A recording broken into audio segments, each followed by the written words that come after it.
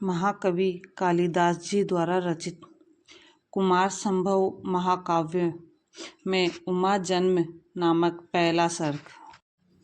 भारत के उत्तरी भाग में देवता सदृश पूजनीय हिमालय नाम का एक बड़ा भारी पर्वत है, जो पूर्व और पश्चिम के समुद्र तक फैला हुआ है।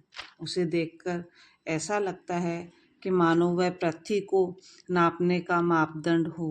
राजा पृथ्वी के कथानुसार सब पर्वतों ने उसे बछड़ा बनाया और दूहने में चतुर सुमेरु पर्वत को दोगदा दूहने वाला बनाकर पृथ्वी रूपिणी गाय से सब चमकीले रत्न और जड़ी बूटियां धोकर निकाली। उस अगणित रत्न के उत्पादक हिमालय की शोभा हिम के कारण कुछ भी कम नहीं हुई, क्योंकि जहाँ अनेक गुण हो वहाँ यदि एकाध अवगुण भी आ जाए तो उसका वैसे ही पता नहीं चल पाता जैसे चंद्रमा की किरणों में उसका कलंक छिप जाता है।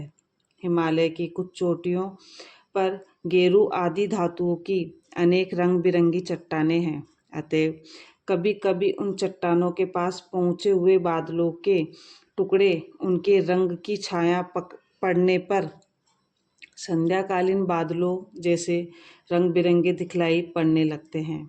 उन्हें देखकर संध्या होने के पहले ही वहाँ की अप्सराओं को यह भ्रम हो जाता है कि मानो असमय में संध्या हो गई हो। उसकी कुछ चोटियाँ इतनी ऊंची है कि मेघ भी उनके बीच तक ही पहुँच कर रह जाते हैं। उन चोटियों का ऊपरी भाग मेघों के ऊपर ही रहता है, अतएव निचले भाग में रहकर छाया का आनंद लेने वाले सिद्ध जाति के लोग जब अधिक वर्षा होने से घबरा जाते हैं, तब वे बादलों के ऊपर उठी हुई उन चोटियों पर जाकर रहने लगते हैं, क्योंकि उस समय भी वहाँ धूप बनी रहती है। वहाँ के सिंह जब हाथियों को मारकर चले जाते हैं, तब रक्त से लाल लाल उनके पंजों की पड़ी हुई छाप हिम की धारा से धुल जाती है। तथापि उन सिंहों के नखों से गिरी हुई गजमुक्ताओं को देखकर ही वहाँ के किरात सिंहों के मार्ग को जान लेते हैं। उस पर्वत पर उत्पन्न जिन भोजपत्रों पर लिखे हुए अक्षर हाथी की सूंड पर बनी हुई लाल बूंदियों जैसे दिखते हैं, ऐसे उन भोजपत्रों को विद्याधरियों अपने प्रेम पत्र लिखने के काम में लाती है। उस पर्वत पर ऐसे छेद वाले बांस बहुतायत से होते हैं, जो वायु भर जाने पर बजने लगते हैं। उनके बजने पर ऐसा लगता है कि मानो ऊंचे स्वर से गाने वाले किन्नरों के गायन के साथ वे संगत कर रहे हो। जब वहाँ के हाथी अपनी कनपटी खुजलाने के लिए देवदारू के पेड़ों पर माथा रगड़ते हैं, तब उनसे ऐसा सुगंधित दूध बहने लगता है कि उसकी सुगंधित से उस पर्वत की सभी चोटियाँ एक साथ महकने लगती हैं। वहाँ की गुफाओं में रात के समय चमकने वाली अनेक जड़ी बूटियाँ भी होती है, अतएव वहाँ के किरात जब अपनी अपनी प्रियतमाओं के साथ उन गुफाओं में रमण करने आते हैं, तब वे चमकीली जड़ी बूटियाँ ही उनकी काम क्रीड़ा के समय बिना तेल के दीपक बन जाती है। जब जमे हुए हिम के मार्गों पर वहाँ की किन्नरियाँ चलती है, तब ठंड से उनकी उंगलियाँ और एड़ियाँ ऐंठ जाती है, परंतु वे अपने भारी नितंबों और स्तनों के बोझ के मारे बेचारी शीघ्रता से नहीं चल पाती, और चाहते हुए भी वे अपने स्वाभाविक मंद गति को त्याग नहीं सकती। उस हिमालय की लंबी गुफाओं में दिन को भी अंधेरा छाया रहता है, जिससे ऐसा लगता है कि मानो अंधेरा भी दिन में डरकर इसकी गुफाओं में छिप जाता है और हिमालय उसे अपनी गोद में शरण दे देता है, क्योंकि महान महापुरुष अपनी शरण में आए हुए नीचों का भी वैसी ही ममता बनाए रखते हैं जैसी कि सज्जनों के साथ उनकी ममता रहती है। वे चमड़ी गायें जब वहाँ चंद्रमा की किरणों के समान अपनी श्वेत पूंछों को इधर उधर घुमाती हुई चलती है, तब ऐसा लगता है कि मानो वे पर्वतराज पर अपनी पूंछ के चंवर डुलाकर उसका गिरिराज नामक सार्थक कर रही है। जब वहाँ गुफाओं में किन्नरियाँ शरीर पर से वस्त्र हट जाने के कारण लजाने लगती है, तब बादल उन गुफाओं के द्वारों पर जाकर पर्दा का रूप धारण कर लेते हैं। गंगा जी के झरनों की फुहारों से लदे बार बार देवदारू के वृक्षों को कंपाने और किरातों की कमर में बंधे मोर पंखों को फरफराने वाले वहाँ के शीतल मंद सुगंध पवन से वे किरात थकान मिटाते हैं, जो मृगों की खोज में हिमालय पर इधर उधर घुमा करते हैं। स्वयं सप्तऋषिगण अपने सप्तऋषि मंडल से आकर उसकी ऊंची चोटियों के तालाबों में खिलने वाले कमलों को पूजा के लिए तोड़ ले जाया करते हैं। उनके चुनने से जो कमल बचे रहते हैं उन्हें सूर्य काल के समय ऊपर की ओर पड़ने वाली अपनी किरणों से खिलाता रहता है।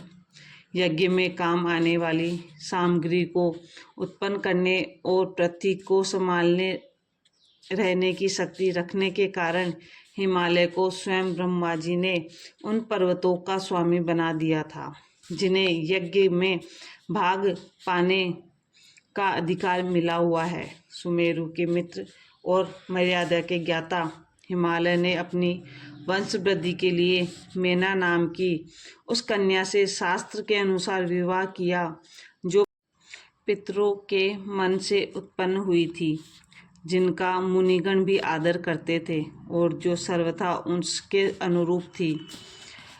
विवाह हो जाने के कुछ समय बाद जब हिमालय और मेना दोनों ने मनचाहा भोग विलास किया, तो हिमालय की वह सुंदरी और युवती पत्नी मेना गर्भवती हो गई। मेना ने मेनाक नाम का एक ऐसा प्रतापी पुत्र उत्पन्न किया, जिसका नाग कन्या के साथ विवाह हुआ था। समुद्र के साथ जिसने मित्रता की थी और पर्वतों के पंख काटने वाले इंद्र के क्रुद्ध होने पर भी उसने उनके वज्र की चोट अपने शरीर पर नहीं झेली। उस मेनाक के जन्म के कुछ ही दिनों बाद महादेव जी की पहली पत्नी और दक्ष की परम साध्वी कन्या सती ने अपने पिता से अपमानित होकर योग बल से अपना शरीर छोड़ दिया था और दूसरा जन्म लेने के लिए वे मेना के गर्भ में आ बैठी और ठीक ठीक उपयोग में लाई जाने से न बिगड़ने वाली नीति उत्साह गुण का मेल पाकर बड़ी संपदा उत्पन्न करती है। वैसे ही हिमालय ने पतिव्रता मेना से एक कल्याणी कन्या को जन्म दिया। उसके जन्म के दिन दिशाएं प्रसन्न थी, पवन में धूल नहीं थी, आकाश से शंख ध्वनि के साथ साथ फूल बरस रहे थे और चर अचर सभी प्राणी उसके जन्म से प्रसन्न थे। जैसे नए मेघ के गरजने पर वे दुर्जय रत्न को उत्पन्न करने वाली विदुर भूमि तत्काल पैदा हुई चमकीली रत्नशाला का से चमक उठती है, वैसे ही उस कन्या के जन्म से मेना सुशोभित हुई। अब पार्वती जी चंद्रकला के समान दिन प्रतिदिन बढ़ने लगी। जैसे चांदनी के साथ साथ चंद्रमा की अनन्य कलाएं भी बढ़ने लगती है, वैसे ही जो पार्वती जी बढ़ने लगी तो उनके सुंदर और सुडोल अंग भी बढ़ने लगे। पर्वत से उत्पन्न होने के कारण पिता तथा कुटुंबी जन सबकी प्रिय उस कन्या को पार्वती कहकर पुकारने लगे। बाद में जब पार्वती को उनकी माता ने उमा कहकर तपस्या करने से रोका, तब से उनका उमा नाम पड़ गया। जब जैसे भौरों का झुंड वसंत ऋतु में विकसित अन्य फूलों को छोड़कर आम्र मंजरियों पर ही मंडराता रहता है, वैसे ही अनेक संतानों के होते हुए भी हिमवान के नेत्र पार्वती को देखकर नहीं अघाते थे। जैसे अत्यंत प्रकाशमान लो पाकर दीपक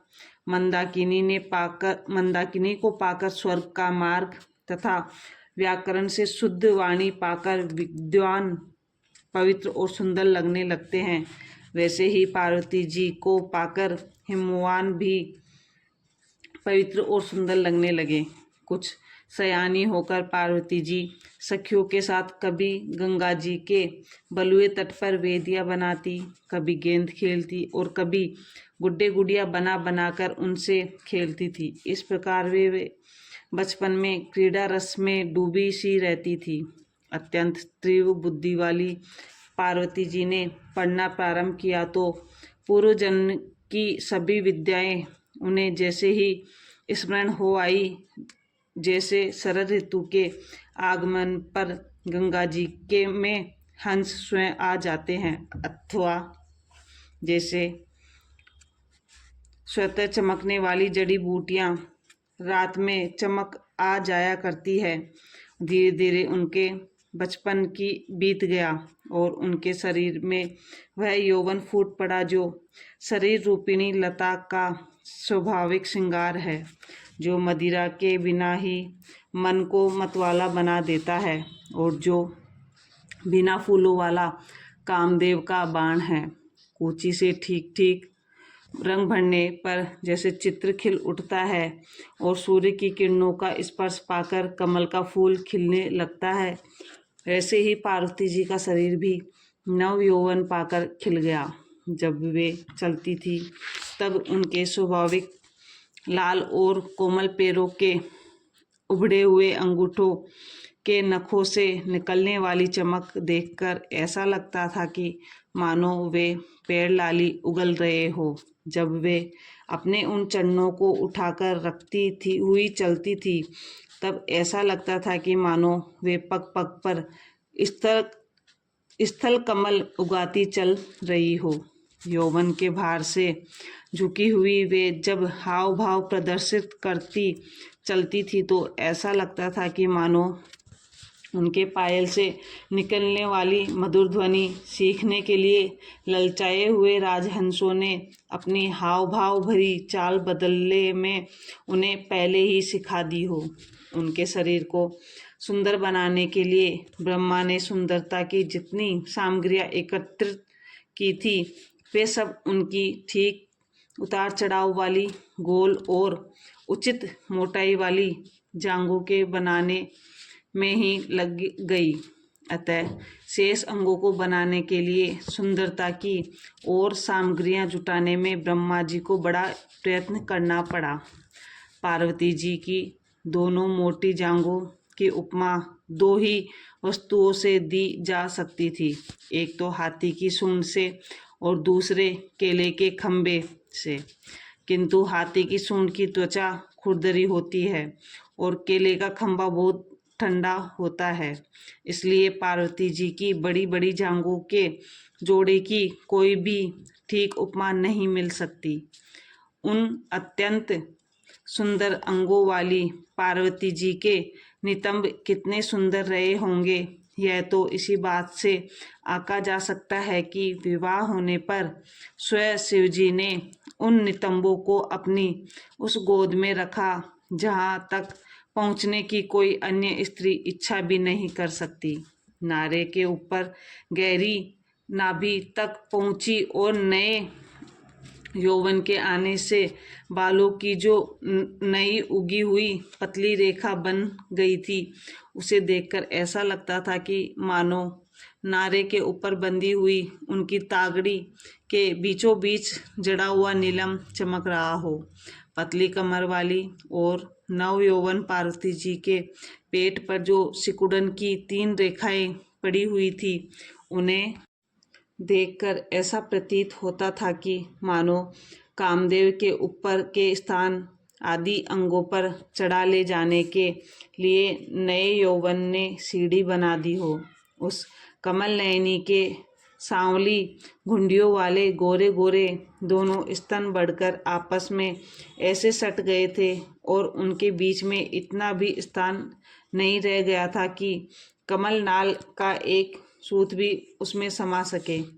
मेरी समझ में पार्वती जी की भुजाएं सिरस के फूल से भी अधिक कोमल थी। तभी तो मकरध्वज कामदेव ने शिवजी से हार जाने पर उनके गले में उन्हीं भुजाओं का फंदा डाला था। पार्वती जी का गोल गोल गला और उसमें से उनके ऊंचे स्तनों पर लटका हुआ गोल मोतियों का हार दोनों परस्पर एक दूसरे की शोभा बढ़ा रहे थे। पार्वती जी के गले की शोभा हार बढ़ा रहा था और हार की शोभा उनका गला बढ़ाता था। जब तक पार्वती जी उत्पन्न नहीं हुई थी तब तक चंचला लक्ष्मी बड़ी दुविधा में पड़ी रहती थी, क्योंकि रात को जब वे चंद्रमा में पहुंचती थी तब उन्हें कमल का आनंद नहीं मिलता था, और जब दिन को कमल में आ विराजती थी तब रात में चंद्रमा का आनंद उन्हें नहीं मिल पाता था। किंतु जब से वे चंद्रमा और कमल दोनों के गुणों से संपन्न पार्वती जी के मुख में आ बसी, तब से उन्हें चंद्रमा और कमल दोनों का आनंद मिलने लगा। उनके लाल लाल होठों पर फैली उनकी मुस्कुराहट का प्रकाश ऐसा सुंदर लगता था जैसे नए लाल कोपल में कोई उजला फूल रखा हुआ हो अथवा मूंगे के बीच में मोती जड़ दिया गया हो। मधुरवाणी वाली पार्वती जी जब बोलती थी तब जैसे अमृत की धारा फूट निकलती थी। उनकी मीठी बोली के आगे कोयल की कूक कानों को ऐसी कर्कश लगती थी जैसे किसी अनाड़ी ने बिना मिली वाणी के बेसुरे तार छेड़ दिए हों। बड़ी बड़ी आंखों वाली पार्वती जी की चितवन आंधी से हिलते हुए नीले कमल के समान चंचल दिखती थी। उन्हें देखकर यही नहीं पता चलता था कि यह कला उन्होंने हरिणियों से सीखी थी अथवा हरिणियों ने ही उनसे सीखी थी। उनकी लंबी और मनोहर बाहों ऐसी लगती थी जैसे किसी ने कूंची से बना दी हो। वे इतनी सुंदर थी कि अपने धनुष की सुंदरता का घमंड करने वाले कामदेव ने भी उन बाहों के आगे अपना अभिमान त्याग दिया। यदि पशु पक्षियों ने में भी मनुष्य के समान लज्जा होती तो अपने बालों पर इतराने वाली चमड़ी गायें उनके बालों को देखकर अपने चौरों पर इठलाना भूल जाती। संसार को बनाने वाले ब्रह्मा जी पृथ्वी की सारी सुंदरता एक साथ देखना चाहते थे, इसलिए उन्होंने सुंदर अंगों की उपमा में आने वाली सब वस्तुओं को बड़े जतन से बटोरा तथा उन्हें सब अंगों पर यथास्थान सजाकर सुंदरता की मूर्ति पार्वती जी का निर्माण किया था। स्वेच्छाया इधर उधर घूमने वाले नारद जी एक दिन घूमते घामते हिमालय के घर पहुँचे। वहाँ हिमालय के पास बैठी उनकी कन्या को देखकर नारद जी ने भविष्यवाणी की कि यह कन्या अपने प्रेम से शिव जी के आधे शरीर की स्वामिनी और उनकी एकमात्र पत्नी बनकर रहेगी।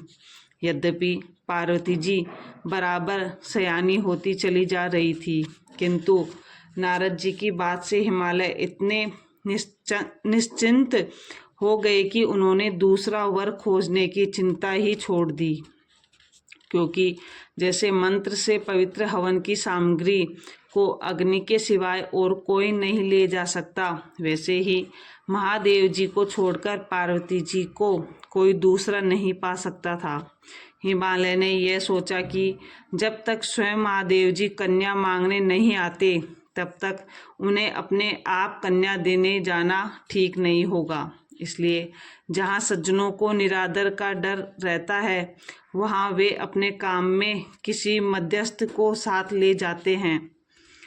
जब सती ने अपने पिता दक्ष के द्वारा महादेव जी का अपमान होने पर क्रोध करके यज्ञ की अग्नि में अपना शरीर भस्म कर दिया, तब से शिव जी ने भी सब भोग विलास छोड़कर दूसरा विवाह नहीं किया था। इंद्रिय जयी और गज चर्म धारण करने वाले भगवान शंकर कस्तूरी की गंध से सुगंधित हिमालय की एक ऐसी सुंदर चोटी पर जाकर तप करने लगे जहाँ देवदारू के वृक्षों को गंगा जी की धारा सींचती थी और जहाँ दिन रात गंधर्व गाते रहते थे।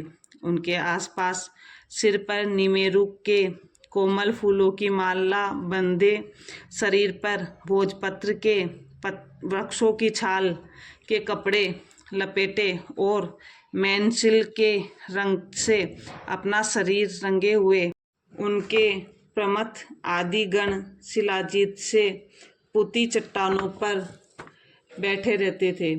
उनका गर्वीला नंदी गरजते हुए सिंह की दहाड़ को न सह सकने के कारण जब अपने खुरों से हिम की चट्टानों को खोदता हुआ डकारने लगता था, तब घबराई हुई नीलगायें उसे देखती ही रह जाती थी कि यह सिंह जैसा गरजने वाला दूसरा कौन वीर यहाँ आ पहुँचा। उसी पर्वत शिखर पर सब तपस्याओं के स्वयं फलदाता शिवजी अपनी दूसरी मूर्ति अग्नि को समिधाओं से सुलगाकर न जाने किस फल की इच्छा से तप करने लगे। स्वर्ग के देवता महादेव जी को पूजते हैं। उनकी पूजा के लिए हिमालय अपनी पुत्री के साथ बहुमूल्य सामग्री लेकर पहुँचे। पहले उन्होंने स्वयं उनकी पूजा की और बाद में अपनी कन्या को आज्ञा दी कि सखियों के साथ जाकर नित्य शिव जी की पूजा किया करो। यद्यपि वहाँ पार्वती जी के आने से शिव जी के तप में बाधा पड़ सकती थी, तथापि उन्होंने पार्वती जी की सेवा स्वीकार कर ली, क्योंकि सच्चे धर्मात्मा उन्हें ही समझना चाहिए कि जिनका मन विकार उत्पन्न करने वाली वस्तुओं के बीच में रहकर भी विस्तृत नहीं होता। सुंदर केशों वाली पार्वती जी का वहाँ रहकर नियम से प्रतिदिन पूजा के लिए फूल चुनती, बड़े अच्छे ढंग से वेदी को धोती पोंछती और नित्य कर्म के लिए जल तथा कुश लाकर उनकी सेवा करती हुई तनक भी नहीं थकती थी, क्योंकि महादेव जी के माथे पर विराजमान चंद्रमा की ठंडी किरणें पार्वती जी की थकान बराबर मिटाती रहती थी। इस प्रकार महाकवि कालिदास जी द्वारा रचित कुमार संभवम महाकाव्य में उमा जन्म नामक पहला सर्ग समाप्त।